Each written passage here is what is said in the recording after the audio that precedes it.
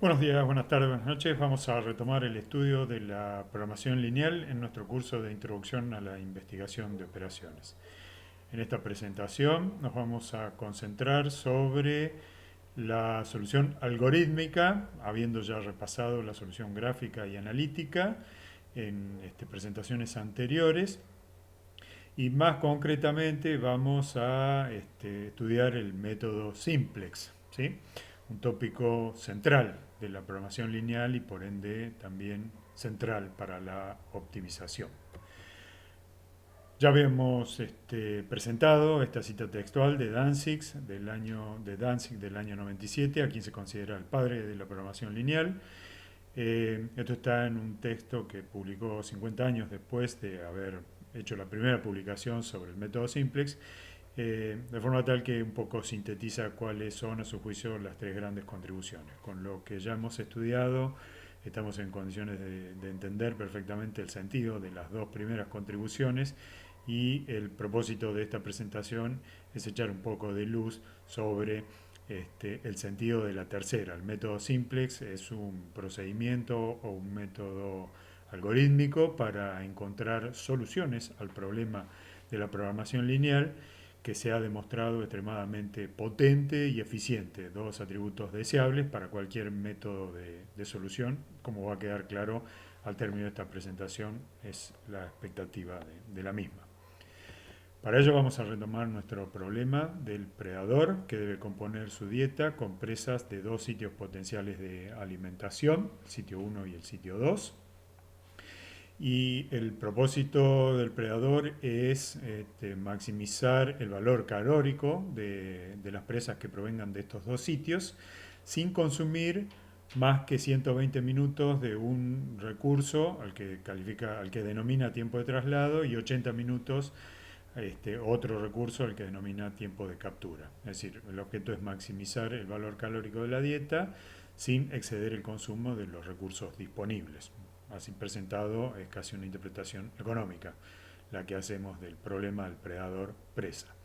Repasemos rápidamente los coeficientes. 6 calorías por cada presa del sitio 1 son lo que contribuye a la función objetivo, la actividad de alimentarse de presas del sitio 1 y para obtener esa contribución calórica necesita erogar 2 minutos por presa del tiempo de traslado y 2 minutos por presa del tiempo de captura. Por su parte, las presas del sitio 2 le contribuyen 8 calorías cada una y necesita erogar 3 minutos por presa del tiempo de traslado y 1 minuto por presa del tiempo de captura. Recordamos que 120 y 80 son el monto total de recursos disponibles por parte del predador. Bien, para empezar a presentar el simplex, la primera idea nueva que vamos a presentar es la idea de la formulación equivalente.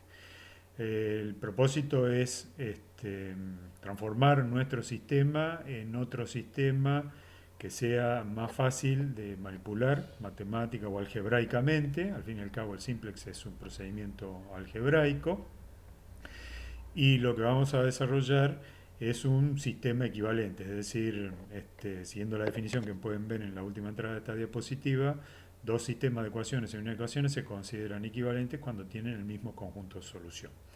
En nuestro caso, vamos a tomar una restricción de tipo menor o igual, como la primera del predador, 2x1 más 3x2 menor o igual 120, y para transformarla en una igualdad lo que vamos a hacer es agregar una variable del lado izquierdo, es decir, sumar una variable del lado izquierdo que atrape la diferencia entre el lado izquierdo y el lado derecho. Cuando hablamos del lado izquierdo y lado derecho estamos hablando de esta inecuación. Lado izquierdo, ya habíamos dicho que era la función de consumo de un recurso disponible, y lado derecho, el monto total del recurso disponible, los 120 minutos. Entonces, la diferencia entre el monto total y el monto consumido es lo que atrapa la variable que hemos agregado para convertir la desigualdad en igualdad. Esta variable especial de la programación lineal se llama variable de holgura, en inglés se llama slack y esa es la razón por la cual se suelen simbolizar con la letra S. Así que S1 es la variable de holgura que corresponde a la transformación de una inecuación menor o igual, 2x1 más 3x2, en una igualdad a 120. Así que ese 1 también pueden verlo como la diferencia entre el lado izquierdo y el lado derecho, porque si pasamos 2x1 y 3x2 del otro lado, va a quedar claro que ese 1 es la diferencia entre el lado izquierdo y el lado derecho. De nuevo, lado izquierdo y lado derecho en esta inecuación, ¿sí? Lo propio hacemos con la otra inecuación, perdón, con la restricción del tiempo de captura, y agregamos su propia variable de holgura, S2. Entonces va a medir la diferencia entre el lado izquierdo y el lado derecho para la función de consumo consumo del recurso tiempo de captura, que está a la izquierda, y el monto disponible del tiempo de captura, que está a la derecha, los 80 minutos. Estas dos variables nuevas, variables de holgura, también deben ser no negativas para ser una variable legítima de la programación lineal. Y hagamos el razonamiento con cualquiera de las dos ecuaciones sobre cuáles pueden ser sus valores. Pensemos por un instante que x1 vale 0 y x2 vale 0 en esta ecuación ya transformada.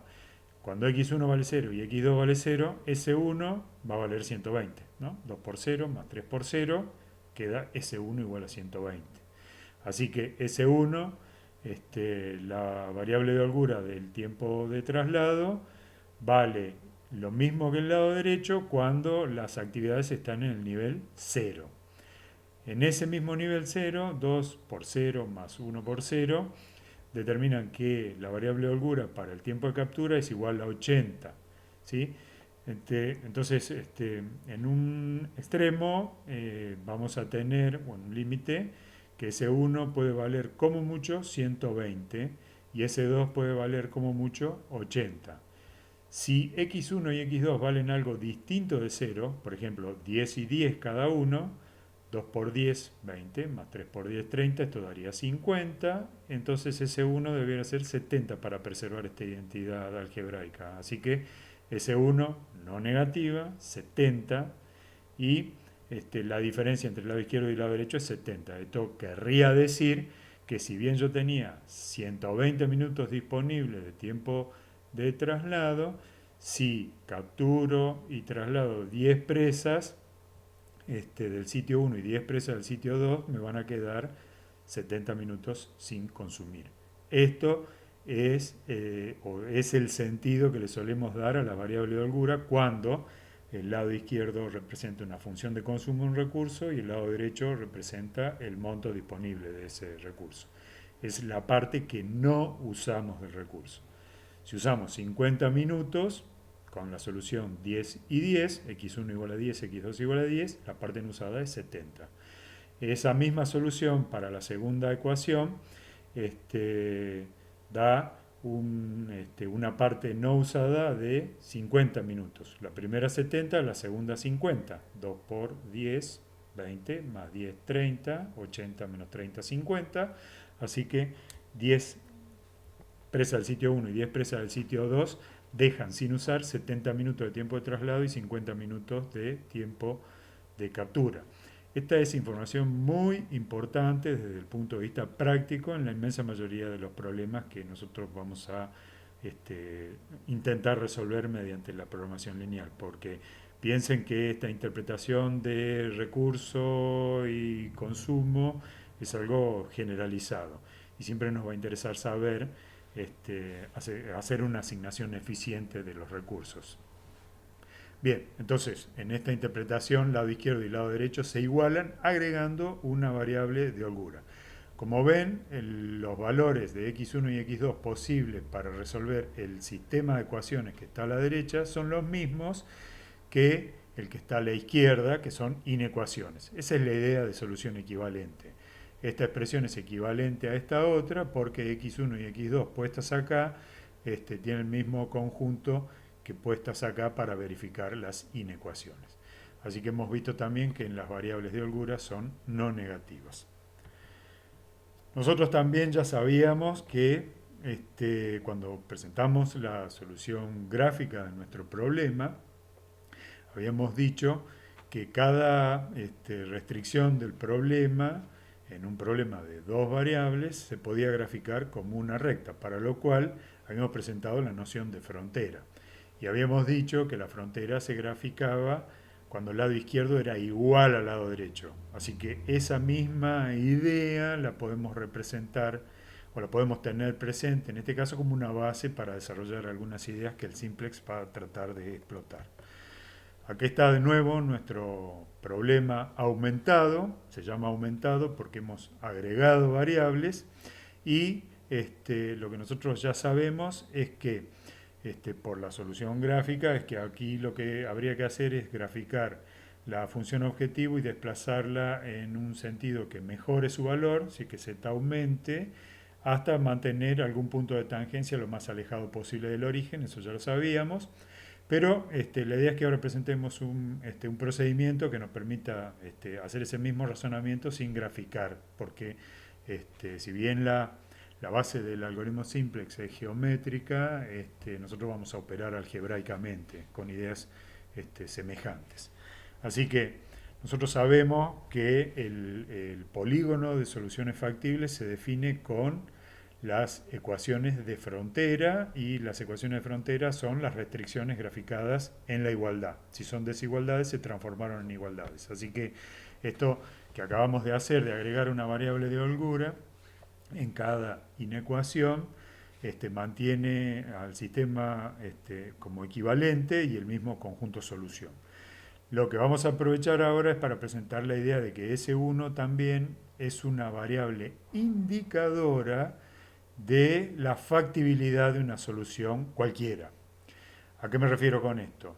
Me refiero a que S1 me va a indicar si las combinaciones de X1 y X2 asignadas en cualquier valor son factibles o no son factibles. Hagamos el siguiente razonamiento. Si S1 vale 0, X1 y X2 se deben combinar para dar exactamente 120. ¿Sí? Así que cualquier combinación de X1 y X2 con 0 sumado, que dé 120, es lo que está representado en la ecuación de frontera. Así que cualquier punto que esté sobre la línea roja que estoy destacando en este momento, es un punto que satisface la primera identidad. 2x1 más 3x2 más S1 igual a 0, S1 igual a 0, igual a 120. Entonces, cualquier punto sobre esta línea, S1 es 0. En particular a nosotros nos interesa que si S1, yo en alguna solución sé que S1 vale 0, sé que estoy sobre la frontera del tiempo de traslado. Sé que cualquier valor de X1 y X2 en esa condición está sobre la frontera del tiempo de traslado. ¿Sí? Hagamos el mismo razonamiento para un S1 positivo. Cuando S1 es positivo, 3x1 más 3x2 deben combinarse para dar un número, sumados, ¿sí? Para dar un número menor a 120, que era la inecuación original, menor o igual a 120. Entonces, recuerden, por ejemplo, 2 por 10 más 3 por 10, que es una solución que ya hemos analizado mentalmente, que daba 50 minutos en esta parte. S1 da 70, así que 70 como valor positivo me indica que las combinaciones X1 y X2 que yo esté analizando son factibles. ¿Por qué? Porque son todos positivos. X1 10, X2 10 es positivo. En particular también podríamos analizar 0, 0. 2 por 0 más 3 por 0, 120 debe ser el valor de S1, y todos positivos me indica que esa combinación X1 igual a 0, X2 igual a 0 es factible. Si en cambio considero un valor de S1 negativo, eso sería indicación de que 2x1 más 3x2 es mayor a 120. ¿Sí? Pensemos, por ejemplo, 40 y 40. 2 por 40, 80, 3 por 40, 120, serían 200 minutos esto, S1 sería 120 menos 200 menos 80. S1 en un valor negativo me estaría indicando que X1 y X2 se han combinado en una solución que no es factible. Gráficamente eso lo podemos ver acá, y repasando. Cuando S1 vale 0, cualquier solución que estemos analizando está en la frontera del tiempo de traslado. Cuando S1 es positivo, estamos hablando de una solución que está en el semiplano de la factibilidad de restricción del tiempo de traslado. Y cuando S1 es negativo, estaríamos acá, estamos en el semiplano de todos los puntos que no son factibles para el tiempo de traslado. Así que S1 igual a 0, frontera. S1 positivo factible, S1 negativo, no factible para el tiempo de traslado. Lo mismo podemos analizar para el tiempo de captura. Cuando S2 vale 0, cualquier solución que estemos analizando va a estar sobre la frontera del tiempo de captura. Cuando S2 vale 0, cualquier solución va a estar ahí. Y cuando S2 sea positivo, el lado izquierdo, 2x1 más x2, va a ser menor que el lado derecho, menor que 80, entonces S2 positivo me va a indicar una solución en el semiplano de los puntos factibles para el tiempo de captura. Y cuando S2 sea negativo, es decir, a la derecha y arriba de la línea verde, lo que me va a indicar un S2 negativo entonces es que X1 y X2 se han combinado para pertenecer al semiplano de las soluciones no factibles para el tiempo de captura. Entonces es información muy relevante y la razón por la cual se suele decir que las variables de holgura también son indicadoras de el estado de alguna de las restricciones, de la factibilidad concretamente de alguna de las restricciones. ¿Sí? Bueno, en nuestro nuevo sistema de ecuaciones no podría plantearse como cuestión de cuál es el sentido de aumentar el número de incógnitas si solo tenemos dos ecuaciones. Del álgebra elemental nosotros sabemos que en un sistema de cuatro variables, o cuatro incógnitas con dos ecuaciones, nosotros tenemos tendencia a pensar que el sistema no tiene solución. Lo correcto es decir que el sistema sí tiene solución y tiene de hecho infinitas soluciones. Lo que podríamos afirmar es que el sistema no tiene una solución única. Entonces, un sistema con cuatro variables o incógnitas y dos ecuaciones tiene infinitas soluciones. En particular, a nosotros de las infinitas soluciones, las que nos interesan son las que están en el polígono de soluciones factibles. Ya sabemos que están representados, porque hemos visto en la solución gráfica, y es conveniente que lo repasemos en este momento, que la frontera esta y esta otra, que están definidas por el tiempo de traslado y el tiempo de captura, junto con la frontera definida por los ejes, x2 igual a 0 y x1 igual a 0, definen un polígono de soluciones factibles que nosotros sabemos es el espacio en el cual vamos a encontrar la solución óptima. La solución óptima debe pertenecer a este polígono. Entonces, nosotros vamos a encontrar puntos dentro de este polígono resolviendo algebraicamente este sistema. ¿Qué podríamos hacer? Nosotros ya hace un rato habíamos presentado la idea de que x1 era igual a 10, x2 era igual a 10, s1 era igual a 70, s2 era igual a 50, y ese punto, que es el que yo estaría indicando más o menos en este lugar, x1 igual a 10, x2 igual a 10, es un punto interior del polígono, no está en la frontera. Y nosotros sabíamos de la solución gráfica que la solución óptima no está en las fronteras, que no vale la pena encontrarla en las fronteras. Lo otro que también habíamos visto en la solución gráfica es que la solución óptima va a estar en uno de los vértices del polígono y que los vértices geométricamente se corresponden con la intersección de dos ecuaciones.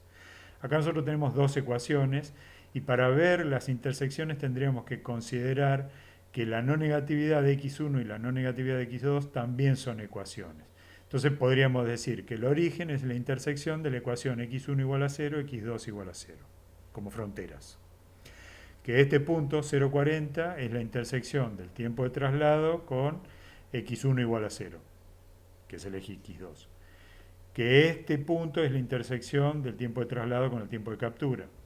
Que este punto es la intersección entre el tiempo de captura y el eje x2, y el eje x1, o sea, x2 igual a 0.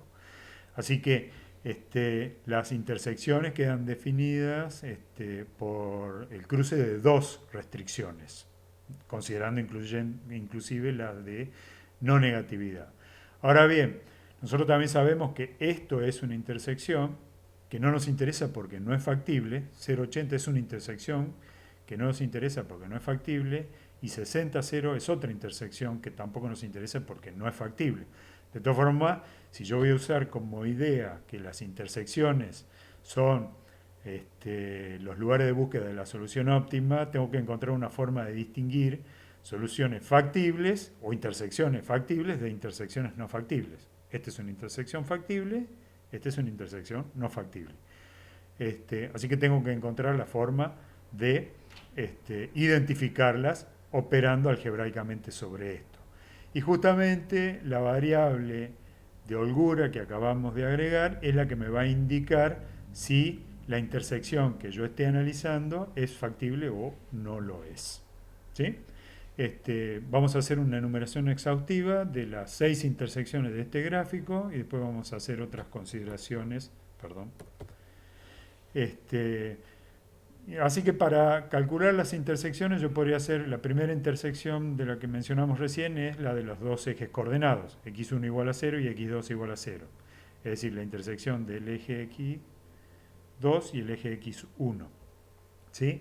Entonces cuando x1 es igual a 0 y x2 es igual a 0, s1 es igual a 120 y s2 es igual a 80. Así que en este vértice las 4 variables yo las puedo determinar sabiendo que se intersectan los dos ejes y que en consecuencia x1 es nula, x2 es nula, s1 vale 70 y s2 vale 50. ¿Sí?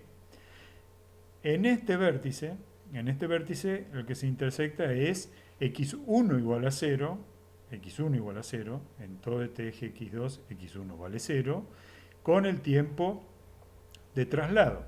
Y nosotros ya hemos dicho que el tiempo de traslado implica que S1 es igual a 0. Cualquier punto sobre esta recta tiene una holgura de 0. Entonces, en este punto, acá sabemos que la intersección del eje x2, donde x1 es nulo, y la ecuación de frontera del tiempo de traslado, donde S1 es nulo, me permite escribir acá 2 por 0 más 3 por x2 más 0 igual a 120, de lo cual es sencillo despejar x2 como 120 igual, perdón, como x2 igual a 120 sobre 3, 40. Así que en este punto x2 es 40, como pueden verlo acá.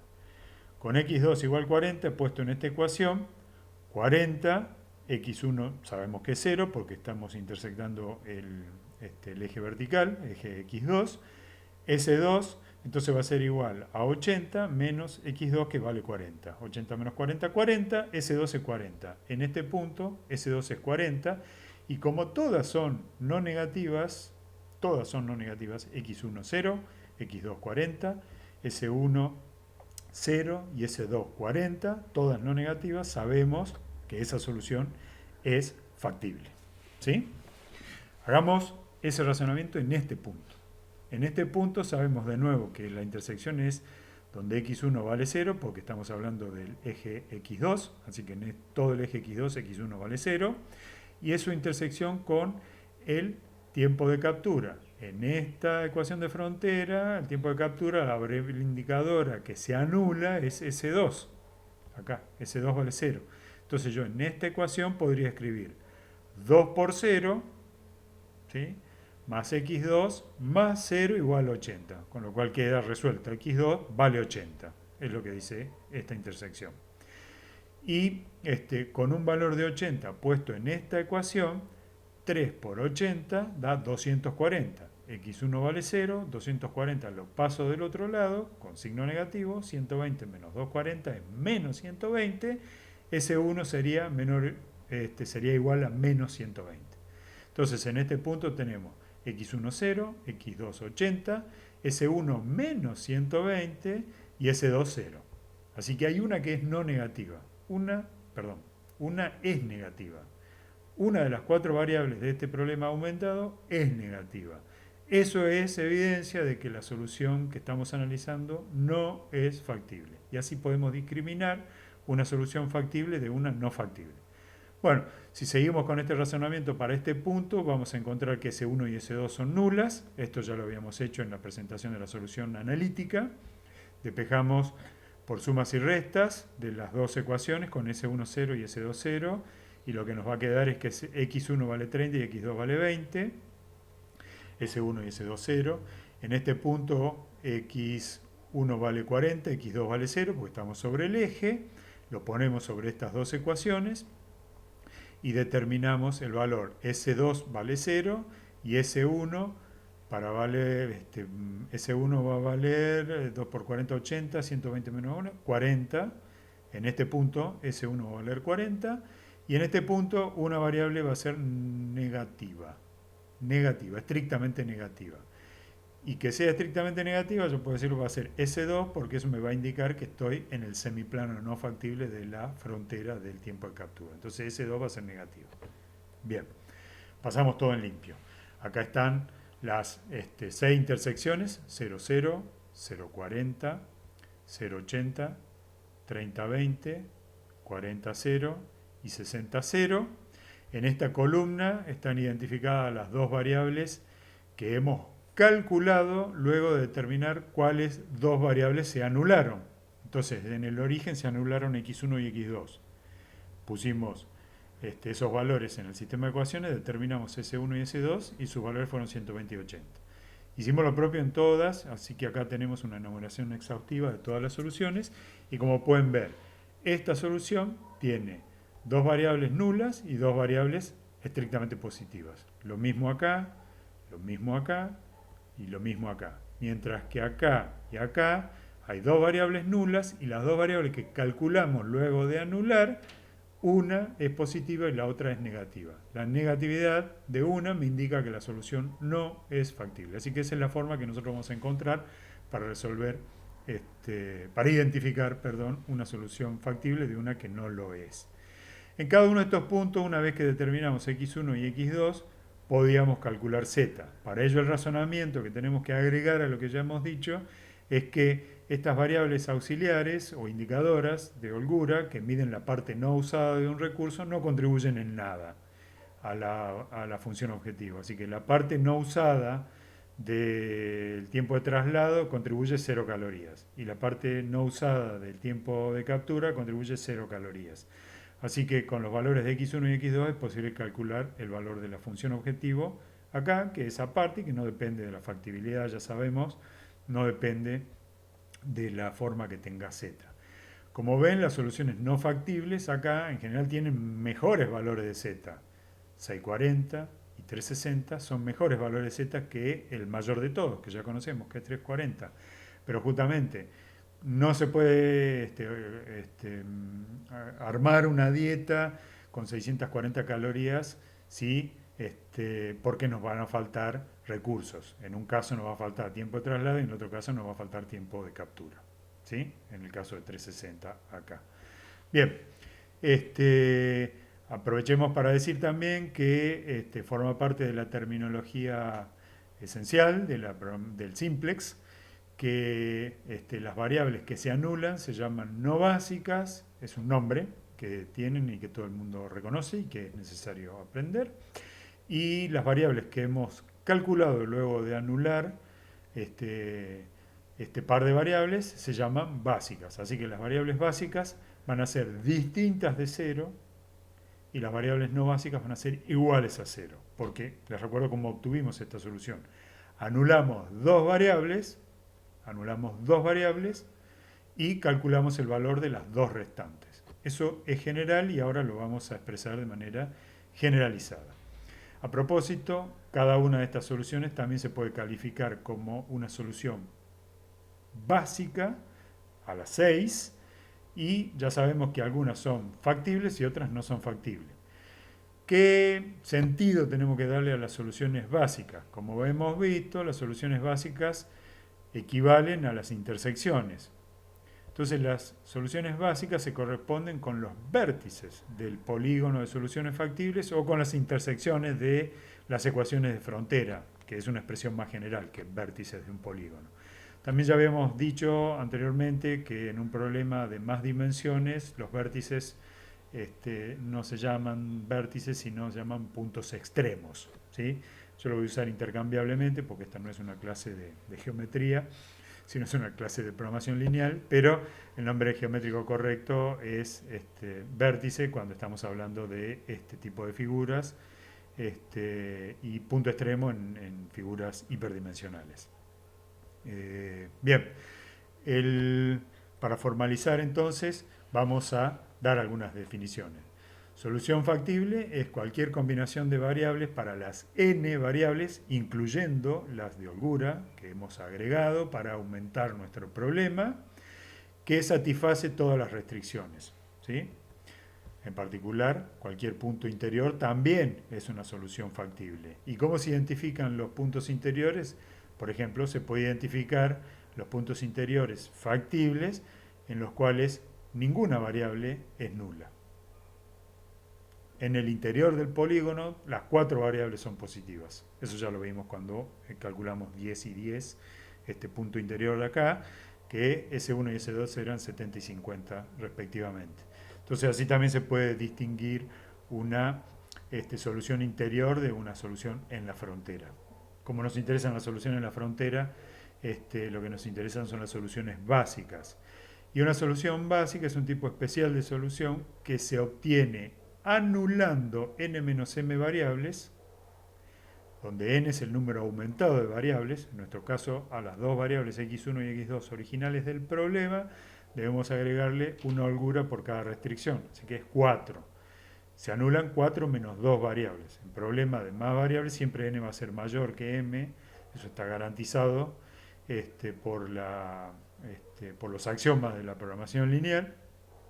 Entonces siempre vamos a anular n menos m variables. Si las variables fueran 5 y las restricciones fueran 3, anularíamos 5 menos 3, 2. Y calcularíamos las m variables restantes. En nuestro caso m es el número de restricciones y es 2. Les recuerdo que es como decir que una solución básica se construye anulando n menos m variables y calculando las m variables restantes en un sistema de m ecuaciones, ¿sí? Por eso es que anulamos n menos m. Y anular n menos m no es ni más ni menos que fijar un valor arbitrario para aquellas variables que exceden al número de ecuaciones en un sistema con más incógnitas que ecuaciones. 4 incógnitas, 2 ecuaciones me demandan anular o fijar un valor arbitrario de 2 de las 4. Así puedo calcular las 2 restantes porque tengo 2 ecuaciones. También ya hemos dicho que geométricamente las soluciones básicas se corresponden con los puntos extremos o los vértices, que es donde se intersectan 2 o más restricciones, 2 en un caso de 2 variables, más restricción en un problema de más variables. Y el cálculo combinatorio es el que nos indica cuál es el número máximo de estas intersecciones. En nuestro caso, n factorial sería 4, 4 factorial, m, el número de ecuaciones, 2, 2 factorial, por 2 factorial, así que esta cuenta, si se toman el trabajo de hacerlo, se puede hacer mentalmente, resulta en 24 factorial en 24 sobre 4, o sea 6. Y 6 es el número de vértices que se definen con las intersecciones de dos variables tomadas de un conjunto de 4. ¿Sí? Dos ecuaciones tomadas de un conjunto de 4 incógnitas. Bien, eso es lo que nos ofrece el cálculo combinatorio. Y como ya hemos dicho, tácitamente en la tabla anterior, las variables que se anulan se llaman no básicas y las variables que se calculan luego de anular se llaman básicas. Esos son los nombres. Variables básicas son las que resultan estrictamente positivas cuando son factibles o no nulas cuando queremos hacer una definición general, es decir, las variables básicas son obtenidas por cálculo y resultan en valores distintos de 0, y las variables no básicas son las que se anulan. Esos son los nombres especiales. Acá están definidos para que nos queden. Y una solución factible, o una solución básica será factible, bueno, ya lo sabemos, es cuando ninguna de las variables es negativa. Así que todas las variables son no negativas. Eso es indicación de que todas las restricciones están satisfechas. Ahora bien, uno podría decir que el método de cálculo para encontrar la solución óptima es enumerar todos los vértices, eh, determinar los valores de las variables en todos los vértices, desechar aquellos vértices en los que al menos una de las variables sea negativa, porque eso indica que una solución no es factible, quedarnos exclusivamente con vértices compuestos exclusivamente por variables no negativas, calcular el valor de la función objetivo y comparar todos los valores de la función objetivo de este subconjunto de soluciones en los vértices, este, para elegir el mayor de los factibles, ¿sí? Este método, que podría denominarse de fuerza bruta, tal sería el nombre que usaría un programador o un científico de la computación, puede sugerirnos a nosotros como un método razonable si es que el número de intersecciones es finito, ¿sí? Es decir, si el número no, digamos, si es posible de calcular, justamente, si es un número finito de soluciones. En principio, en nuestro problema de juguete, el número de soluciones a evaluar es 6, tenemos que desechar 2 y de las 4 restantes elegir la que tenga el mayor valor de z, que ya sabemos que es 30-20, perdón, 30-20, con S1, S2 igual a 0 y z igual a 340, ¿sí? Habiendo desechado las no factibles. Eso podría funcionar si el número de intersecciones fuera finito. Pero hay números que, aún siendo finitos, en términos prácticos no lo son. Para eso vamos a ilustrar la idea con una cita recurrente, también tomada de Danzig, y que él siempre la usó para dar una idea de la cantidad de cálculos que requeriría un método que apelara a la fuerza bruta, así como lo acabamos de describir. Enumeración exhaustiva de todos los vértices para desechar los no factibles y entre los factibles elegir el de mejor z. Bien, para eso su ejemplo predilecto era el problema de asignar 70 tareas a 70 personas. Es un problema que nosotros vamos a ver un poco más adelante y que requiere de 4.900 variables, porque las variables o actividades necesarias son una para cada combinación de tarea con persona. Si yo quiero asignar 70 tareas a 70 personas, necesito una variable para cada combinación de persona con 70 tareas. Como son 70 personas, 70 por 70 son 4.900 variables. Y después voy a necesitar 70 restricciones para que cada persona reciba una sola tarea y 70 restricciones para que cada tarea sea hecha por una sola persona. Así que cada tarea tenga una persona asignada y cada persona tenga una tarea asignada. Así que es un problema de 140 restricciones. En términos prácticos, este problema puede no parecer muy grande y de hecho no lo es un problema de dimensiones pequeñas, modestas, para las computadoras que tenemos a disposición actualmente. La fórmula del cálculo combinatorio no es la que presentamos hace un ratito, porque en este caso las variables que se usan para representar la asignación de tareas a personas es una variable especial que se llama binaria, porque sus valores posibles son 0 o 1. Entonces, el cálculo o la fórmula que acabamos de presentar del cálculo combinatorio no aplican. En este caso son 70 factorial las formas diferentes de asignar 70 tareas a 70 personas. Así que tomar esas combinaciones de las 4.900 se pueden pensar en 70 factorial combinaciones diferentes, ¿sí? Nosotros ya tenemos idea, porque hemos estudiado en estadística, qué implica eso. Bueno, y ahí abajo está la cita textual de Danzig para darnos una idea de qué estamos hablando. 70 factorial, probablemente lo eligió porque las calculadoras de mano, de las que ya prácticamente no existen, en una época tenían como límite para el cálculo factorial 70. Una calculadora uno le pedía que calcule 71 factorial y ya no lo hacía, las calculadoras de mano. Bueno, el número es mayor a 10 a la 100, elevado a la 100. En los tiempos en que él hizo la primera versión de este cálculo, usó una computadora, un mainframe de IBM, y su pregunta era si ese mainframe, que era capaz de hacer 1 millón de cálculos por segundo, hubiera calculado las 70 factorial combinaciones diferentes para compararlas, y si se le hubiera dado desde el Big Bang, los 15.000 millones de años que han transcurrido del Big Bang, para que estuviera terminado en el presente. Pues la respuesta sería no. Esa computadora no hubiera sido capaz de realizar las 70 factoriales asignaciones necesarias para determinar cuál de todas es la mejor. Ahora bien, si esa computadora, que era capaz de hacer 1 millón de cálculos, se la considera como una computadora capaz de hacer 1.000 millones de cálculos, ¿sí? Lo que en inglés se llama el billón de cálculos.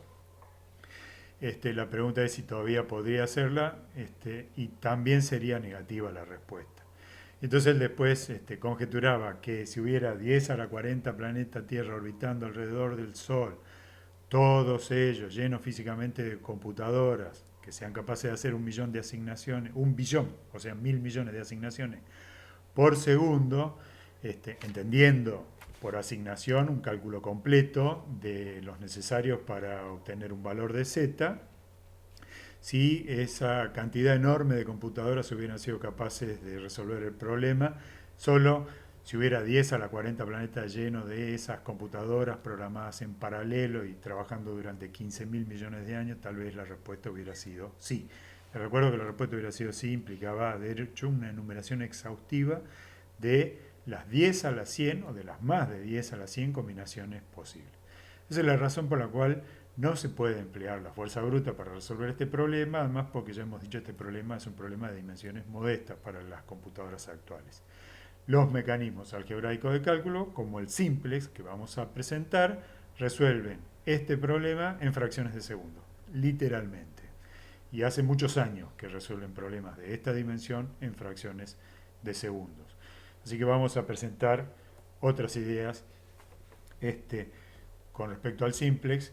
Acá hay una posible definición del simplex que nosotros, antes de repasarla, vamos a volver a nuestro cálculo algebraico, y para ver qué forma podríamos concebir nosotros para hacer un recorrido que no sea exhaustivo, pero que sí sea inteligente, de los puntos extremos, porque sabemos que la solución óptima va a estar en un punto extremo, y que implique no recorrer puntos extremos que no sean factibles y que no impliquen recorrer todos los puntos extremos.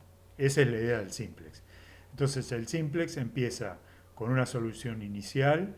En nuestro caso la solución inicial más fácil de obtener es la del origen, y aprovecho para mencionarlo. Cuando un problema satisface cuando un modelo matemático, mejor dicho, satisface los axiomas que ya hemos presentado de la programación lineal, tenemos garantizado que va a haber una solución inicial factible si las inecuaciones son del tipo menor o igual y no hay cota inferior para las variables x1 y x2. En esas condiciones, y vamos a ver que después relajarla no es muy complicado, el origen siempre va a ser un punto extremo factible, ¿sí? Aprovechando que ya conocemos esa jerga. Entonces la solución inicial más sencilla en la que podemos pensar es el origen. Y lo primero que vamos a hacer siempre es tratar de empezar por ahí. Si el origen, determinamos que el origen no es factible, con otras operaciones vamos a determinar si existe algún punto extremo que sea factible, porque recordarán que hay problemas que no tienen solución factible y nuestro algoritmo debe ser capaz de identificarlo. Vamos a empezar asumiendo que el origen es un punto extremo factible para nuestro problema, y el concepto auxiliar que necesitamos para trasladar esto al simplex es el concepto de punto extremo, o la idea de punto extremo adyacente. Nosotros vamos a identificar en esta figura puntos extremos adyacentes como aquellos que comparten una frontera. Entonces, 0, 0 y 0,40, que son dos puntos extremos, que estoy señalando en este momento, este y este, comparten la frontera de este eje, x2. 0,40 y 30,20 son puntos extremos adyacentes porque comparten la frontera del tiempo de traslado. 30,20 y 40,0 comparten la frontera del tiempo de captura. ¿Sí? Y 40,0 y 0,0 comparten la frontera de x2 mayor o igual 0, que es este x. Es el eje x1. Para lo cual recuerdo que tomábamos las condiciones de no negatividad como ecuaciones de frontera en este razonamiento. Entonces,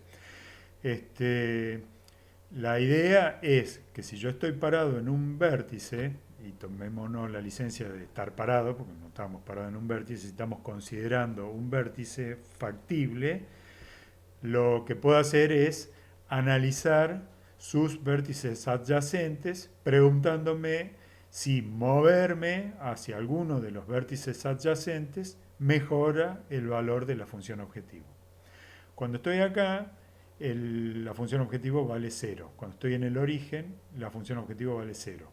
Y los vértices adyacentes posibles son 2, sabemos, porque un vértice se define por la intersección de dos rectas, en este caso x1 igual 0, x2 igual 0, así que hay dos vértices adyacentes porque hay dos fronteras con las cuales compartir. Entonces, si compartimos esta frontera, el vértice adyacente es este, y si compartimos esta frontera, el vértice adyacente es este.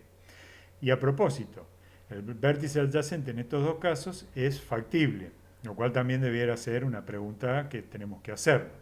Ahora, cuando yo estoy acá, sé que si comparto, si me muevo virtualmente de este vértice a este otro vértice, x2 se mantiene nulo, ¿sí? Recordarán, y x1 se hace positivo.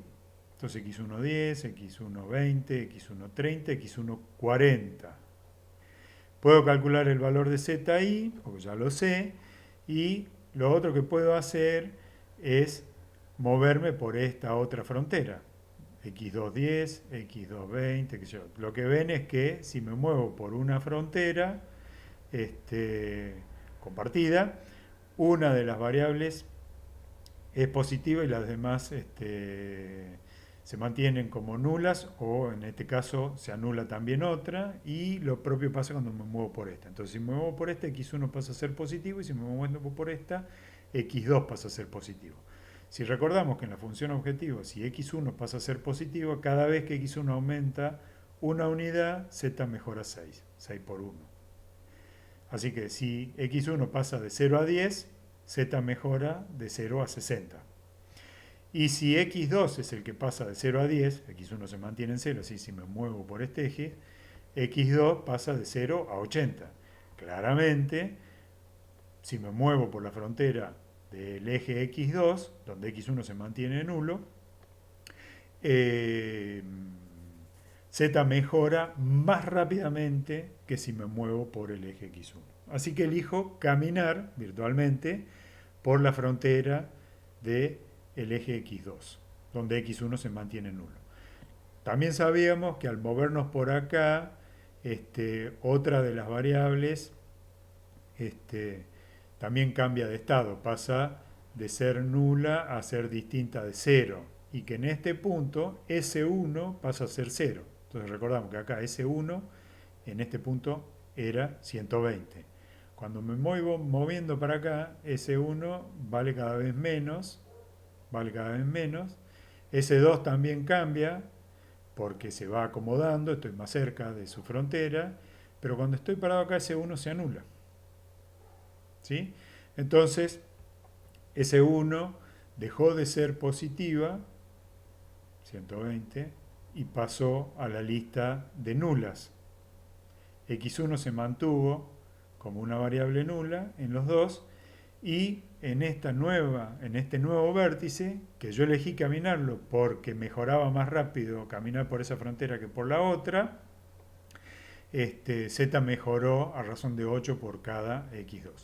Ahora bien, parado en este vértice, yo me tengo que preguntar, ¿qué pasa si sigo caminando por esta frontera?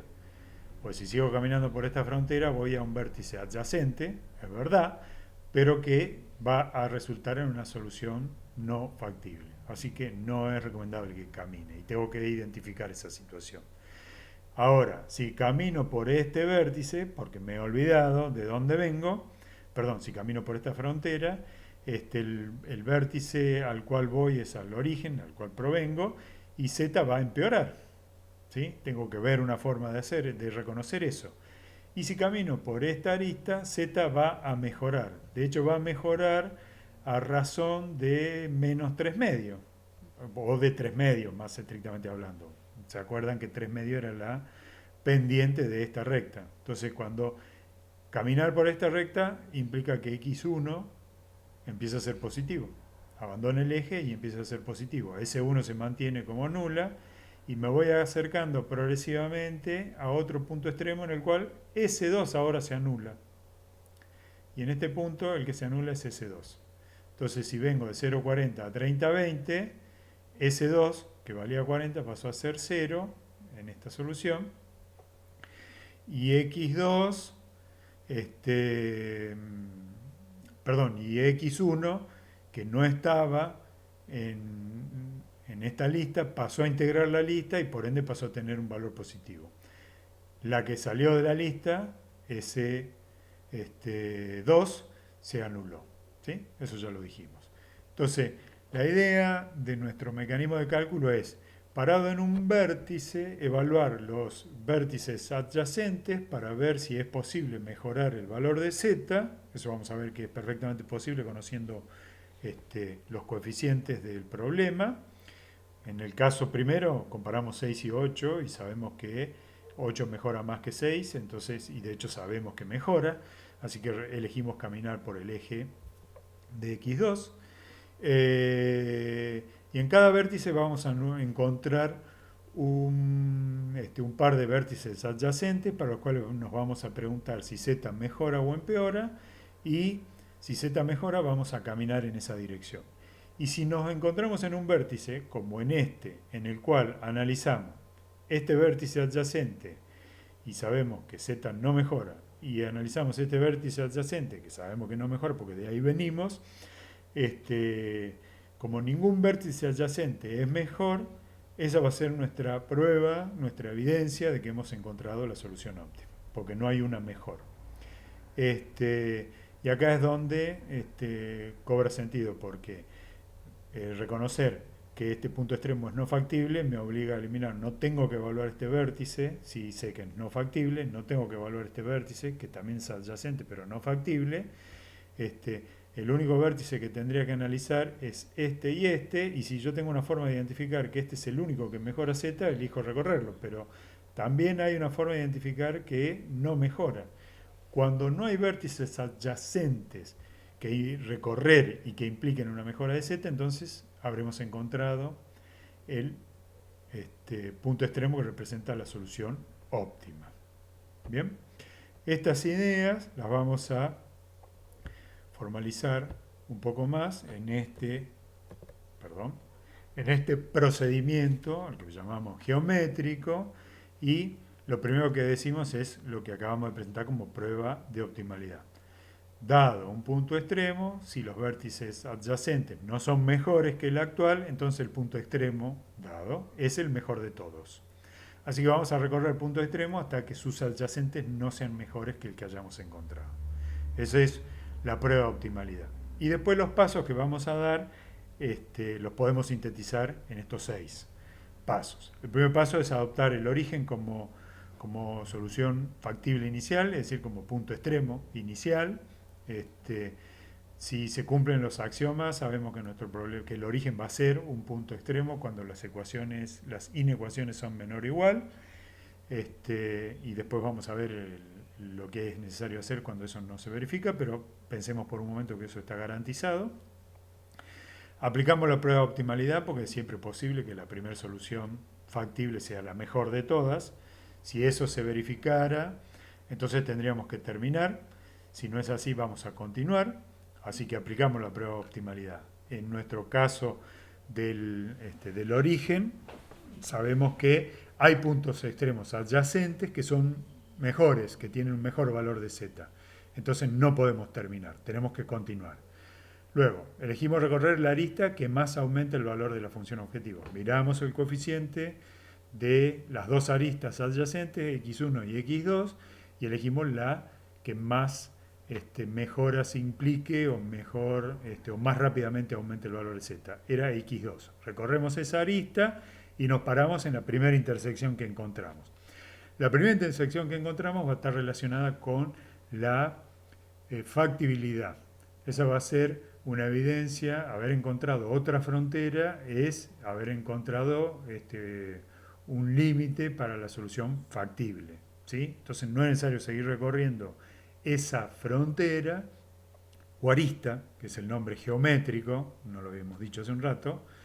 No es necesario seguir recorriendo esa arista porque recorrerla por fuera de la primera intersección, después que empezamos a recorrerla, implicaría violar la factibilidad del problema. ¿Bien? O sea, convertir a una de las variables en negativas. Después que nos detenemos en la primera intersección, hacemos los cálculos que implica adoptar el nuevo vértice. Ya sabemos que es mejor porque hemos recorrido la arista o la frontera con la garantía anticipada de que z iba a mejorar. Simplemente hacemos los cálculos para saber los valores nuevos de z y de cuáles son los nuevos valores de las variables. Y volvemos a aplicar la prueba de optimalidad. Después de actualizar los valores, para ese nuevo punto extremo adoptado, si sus aristas adyacentes no son mejores que la que hemos encontrado el óptimo. Si hay una mejor, volvemos al paso 3 y la recorremos. Recorremos la que más mejora implica para el valor de z. Ahí a la derecha tienen una representación que está tomada de la Wikipedia, y está el crédito, de un poliedro de soluciones factibles para un problema de 3 variables y muchas hipotéticas restricciones. Les recuerdo que en un espacio tridimensional las restricciones son planos, las intersecciones son aristas, y como ven, lo que se configura es una figura cerrada. Acá de nuevo los axiomas de la programación lineal lo que me dan es una figura cerrada. Nunca una arista implica girar hacia afuera de la figura, porque eso violaría las restricciones, algunos de los axiomas de la programación lineal, y esto es lo que en geometría se llama un conjunto convexo. ¿Se acuerdan que cuando vimos el solver de Excel, en alguna parte había aparecido que se usaba el algoritmo de la programación lineal convexa, o un problema, se usaba la palabra convexo? Pues bien, una figura de esta naturaleza, poliedro, es una figura convexa. Una forma de probar la convexidad de una figura es tomar dos puntos cualquiera, y cuando digo dos puntos cualquiera, son absolutamente cualquiera de los infinitos puntos de esta figura, unirlas con un segmento de recta. Si la unión de ese segmento de recta pertenece completamente a la figura, o sea, está en el interior de la figura es un conjunto convexo. Esa sería más o menos la representación. Y para pensar en una figura geométrica que no sea convexa en dos dimensiones, pueden pensar en una estrella.